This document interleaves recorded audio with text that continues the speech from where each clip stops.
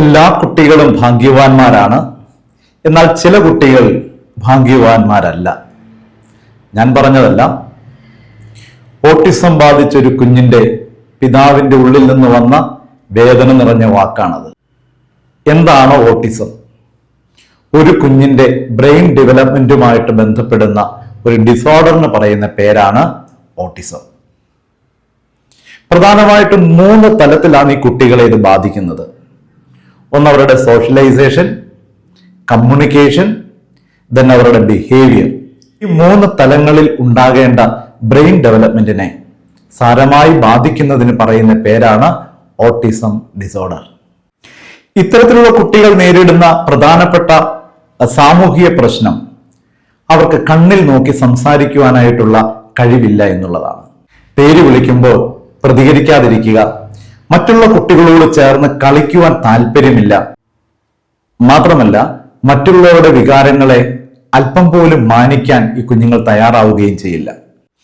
അതോടൊപ്പം തന്നെ ഈ കുട്ടികൾ നേരിടുന്ന മറ്റൊരു പ്രശ്നമാണ് ഇവരുടെ കമ്മ്യൂണിക്കേഷൻ പ്രോബ്ലം. ഈ കുട്ടികളുടെ സ്പീച്ച് വളരെ ഡിലേ ആയി മാറും.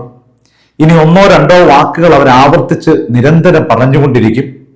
സംസാരം തുടങ്ങുവാനോ തുടരുവാനോ ഈ കുട്ടികൾക്ക് ബുദ്ധിമുട്ട് അനുഭവപ്പെടും. ഇനി അവരുടെ പെരുമാറ്റത്തിനകത്ത് ചില പ്രശ്നങ്ങൾ കടന്നു വരാം.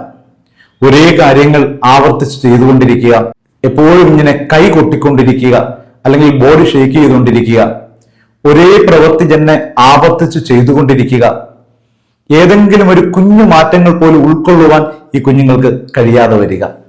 ഈ കുട്ടികൾക്ക് ചില സെൻസറി പ്രശ്നങ്ങൾ കൂടിയുണ്ട്.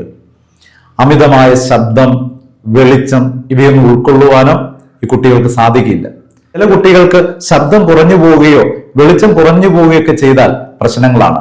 ചില കുട്ടികൾക്ക് വെളിച്ചം കൂടി പോവുകയോ ശബ്ദം കൂടി പോവുകയോ ചെയ്താൽ വളരെ പ്രശ്നമാണ്.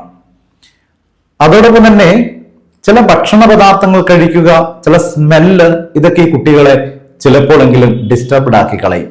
എപ്പോഴും ഓർക്കുക, ഇതിന്റെ അടയാളങ്ങൾ എന്തൊക്കെയാണെന്ന് മാതാപിതാക്കൾ തിരിച്ചറിയണം.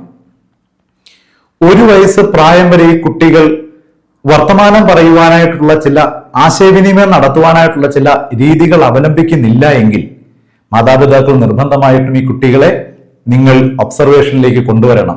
പലപ്പോഴും ഇതിന്റെ കാരണങ്ങൾ അന്വേഷിച്ച് നമ്മൾ ചെന്നാൽ ജനറ്റിക്കലായിട്ടുള്ള പല പോരായ്മകളും ഇതിന്റെ പിന്നിലുണ്ട്. അതോടൊപ്പം ബ്രെയിൻ ഡെവലപ്മെന്റിന്റെ അകത്ത് വരുന്ന പ്രശ്നങ്ങൾ ഇതിൻ്റെ അകത്ത് കാണാൻ സാധിക്കും. സോഷ്യൽ ഇൻഫ്ലുവൻസ് പലപ്പോഴും ഇതിൻ്റെ അകത്ത് കാണുവാനായിട്ട് സാധിക്കും.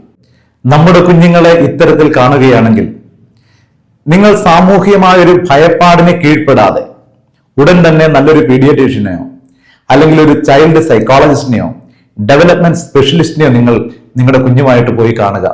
അവർ കൃത്യമായ അസസ്മെന്റുകളിലൂടെ നമ്മുടെ കുഞ്ഞിന്റെ communication skill, behaviour pattern, socialisation ഇവ കൃത്യമായിട്ട് അവിടെ അസസ് ചെയ്തിട്ട് കുഞ്ഞിന് വേണ്ട തെറാപ്പീസ് നൽകും. ഈ തെറാപ്പികളിലൂടെ ഈ കുഞ്ഞിന്റെ രോഗത്തെ പൂർണ്ണമായിട്ട് മാറ്റുവാൻ പറ്റുകയില്ല എങ്കിൽ കൂടിയും നല്ലൊരു പുരോഗതി ഈ കുട്ടികളുടെ ജീവിതത്തിൽ കൊണ്ടുവരാനായിട്ട് പറ്റും. അതുകൊണ്ട് ഓട്ടിസം ഒരു രോഗമല്ല, അതൊരവസ്ഥയാണ്. ബ്രെയിനിന്റെ ഡെവലപ്മെന്റിന്റെ അകത്ത് വന്നിരിക്കുന്ന ഒരു അവസ്ഥയാണത്. അങ്ങനെയുള്ള കുഞ്ഞുങ്ങൾ നമ്മുടെ സമൂഹത്തിനിടയിൽ കണ്ടുമുട്ടുമ്പോൾ ഭാഗ്യത്തോടുകൂടി ഈ കുഞ്ഞുങ്ങളെ സ്വീകരിക്കുക, ഉൾക്കൊള്ളുക. അതാണ് ഒരു സൊസൈറ്റി വെച്ച് പുലർത്തേണ്ട ഏറ്റവും പോസിറ്റീവായിട്ടുള്ള ആറ്റിറ്റ്യൂഡ്. വീണ്ടും കാണാം.